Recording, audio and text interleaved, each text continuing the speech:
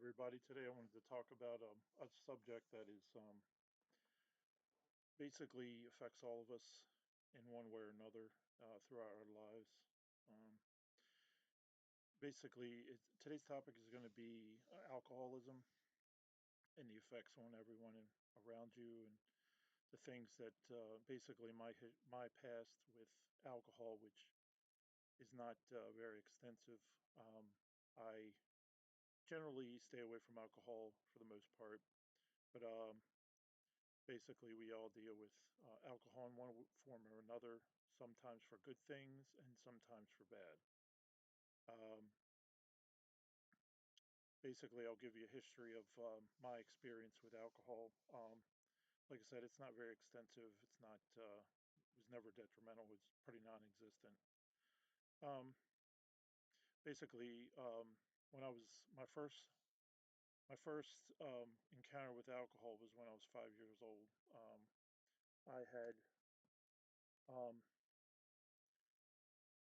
I had my grandmother used to cook crabs in the summertime here in Maryland because basically in Maryland crabs are a delicacy, and it's been around for decades and in for extremely long time, and it's part of pop culture and pretty much cuisine here in Maryland. And my grandmother used to steam crabs in the summertime, and basically what she used to do. Her name is Marie Major. She was salt of the earth, pretty much an angel on earth. She was the glue in our family, and she was always the one that would help us through everything. So I don't want you to think she was a bad grandmother by any means. She was the greatest grandmother anyone could have. Um, she used to cook crabs, and I was like 4 years old, and I remember always asking her uh, for to taste it, and I was very shy and very like when even at that age, and I just like I wanted to try it because I didn't know what it was, and when I did, I thought it was disgusting. I was like, I never want to try it again. It was beer, it was Pabst Blue Ribbon beer, and when she used to make crabs, every time after that, I would go to her and ask her for it again, even though knew it tasted terrible, and she used to give it to me. I'd say it's terrible, and then I'd do it again and again and again throughout the summer, and but I knew at that young age that I was aware of that I was aware that it was not a good thing for my body, and I didn't like the feeling and the taste, mainly the taste when I was younger, or alcohol for that matter. And throughout my childhood, we never had really anybody overtly be an alcoholic, or at least out in the open. It never affected our family in a negative way. Um, we all had you know, we had all have family members. We even personally, I had family members that drank, but it was never caused them to either die or harm anyone or do anything that would be considered illegal or anything like that, which is a good thing because I understand a lot of people have had that problem. And that was one of the reasons why I didn't want to drink, even when I was growing up or anything. When I was in high school, we had here and there, beer here and there, but never drunk or, it was just, I didn't like the taste and I didn't like alcohol in general. Alcohol was always viewed, in my opinion, as an adult drink, and I never felt like an adult, like as far as that's concerned. I felt like I was doing something wrong, and I didn't want to do it. And even to this day, I don't prefer to drink alcohol. I'll try something, but 90% of the time, I'm not going to like it. But I see people drinking and I don't really care. And it's not something that I care to really, um, try to, add to my diet or, the things that I'm doing in my, as far as like coffee, I drink coffee, stuff like that. That's not, obviously not alcoholic.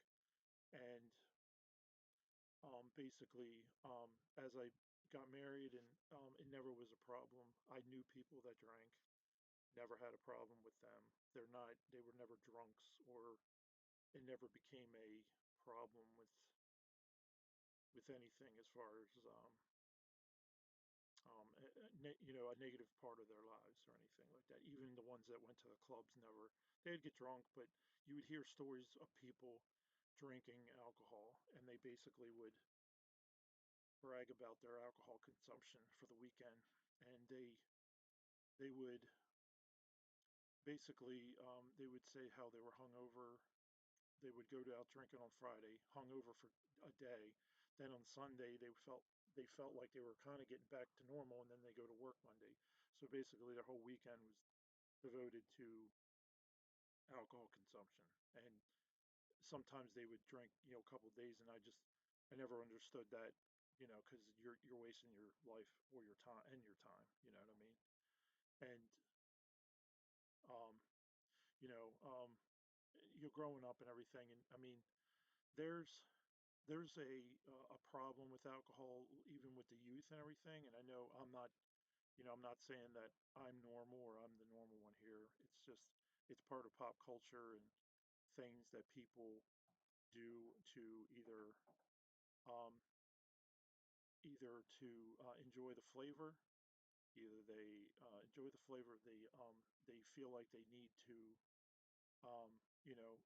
socially to fit in or to loosen up through conversation, and they need to they're it's just something they like to drink, and they drink to the point where some people can control it. They go to a point, they feel a little tipsy, but then they're fine and they're a normal person and they don't have a problem. um, on the other hand, there's various levels of inebriation as far as alcoholism goes.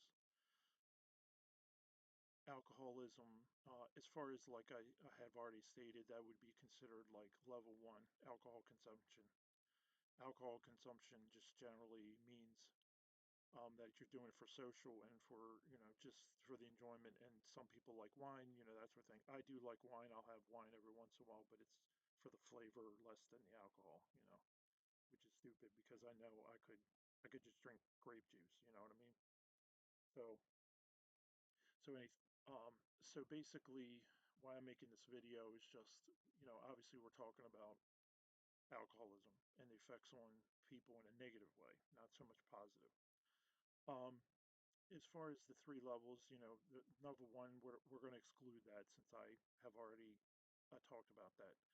Level two would be that you're consuming alcohol that is obviously bad for you as far as your physical body in a term of it can affect your body and your liver and everything. I forgot to say that. We'll pause there. I forgot to tell you that I'm not a professional and I don't have any education on this. This is completely coming out of my mind. And it's just here for people that maybe need somebody to talk to or need help.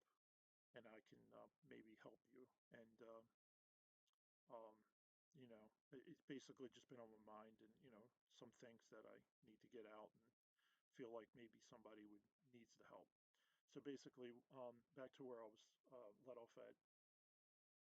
When people, when they're in the second tier of alcoholism, you can kind of tell when you meet them that there's a problem.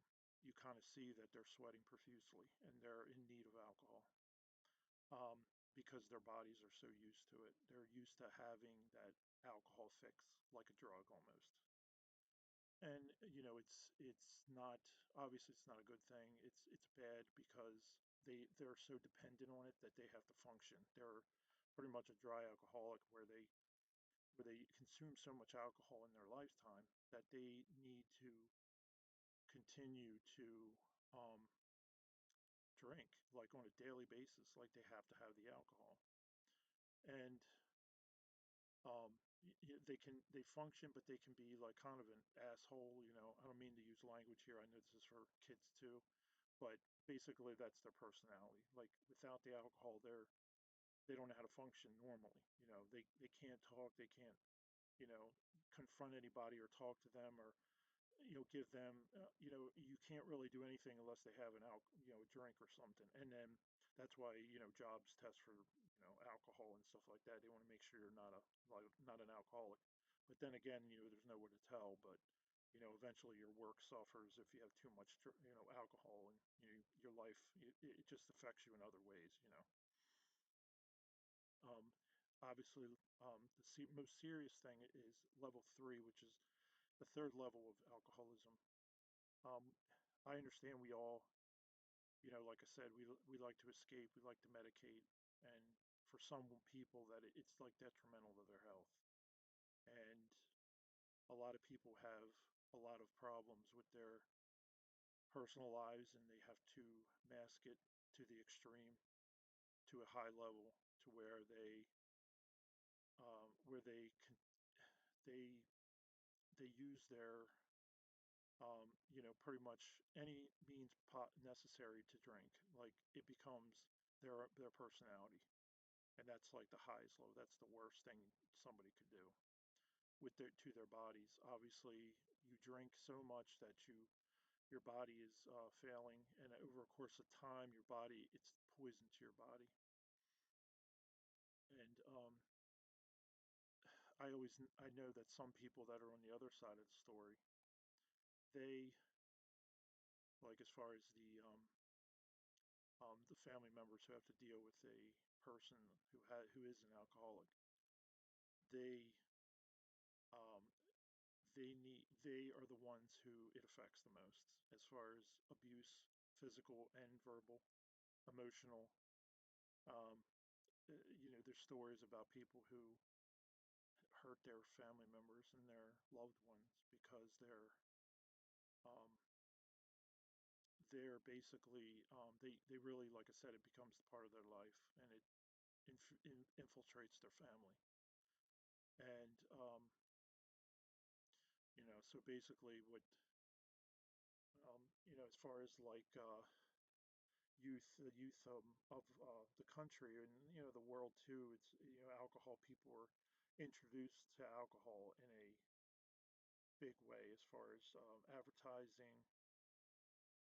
through their families, but also the peer pressure of a teenager, and there's so much information out there that and the reasons why people end up drinking and become alcoholics is because they start at a young age, and then it just grows. And some people, you take alcohol out of their daily routine, and their as far as as a as a child or growing up teenager or whatever, exposure to alcohol, um, they it can grow into it. But then there's some people that haven't done it, and then they experience it in their adult years, and then a lot of them, become alcoholics because they're, introduced at an age or a point in time where they didn't have that, they didn't have that, some people look for things that they haven't experienced, and then they find something they like at an older age, and then they become alcoholics. And it's the stories are endless. I mean, you know, if anybody is an alcoholic and they're listening to this, I would recommend going to AA meetings. They become basically they're the that's the pretty much a proven fact that AA can Alcoholics Anonymous can get you clean, and they're professionals and they understand how to get somebody to kick addiction and to you know basically they can go through the steps that they offer, and you can get clean. Obviously, that goes without saying, but as far as like my opinion of that, it's not about opinion, and I don't believe anybody should be ridiculed for being an alcoholic, because obviously we all medicate, we all have things that we use to medicate our pain, and as human beings, it could be alcohol, drugs, it could be anything. So I don't believe anybody should be ridiculed for anything that they're doing or anything that they do um, within alcoholism. Um, Obviously, I'm a Christian, so I always bring God into it. So the thing about have to say about that is, if you're Christian and it's alcoholic, it's not a sin to drink alcohol itself. You can be saved. You can be Bible believing Christian, you can be a good person, you could be anything.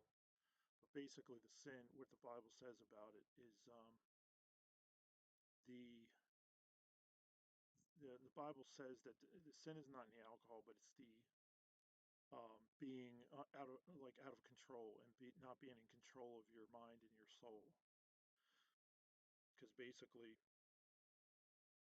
your body is gifted to you by God, and the sin is that you're consuming something that's harmful to it, and your soul, because it it corrupts your soul because you're not living a just life. So, um, but but basically, you're as far as if you're a Christian, even if you're not a Christian, it helps to pray and bring God into your life and to get the help that you need to help you get to the point where you want to quit, where God kind of helps your body heal and through prayer and everything, Lord. So it's um, basically that's what I have to say about it. And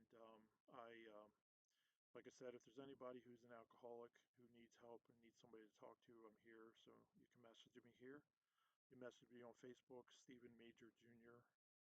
On Facebook, and I'll respond to it if you are interested in contacting me. Please say what you're messaging me about because I have various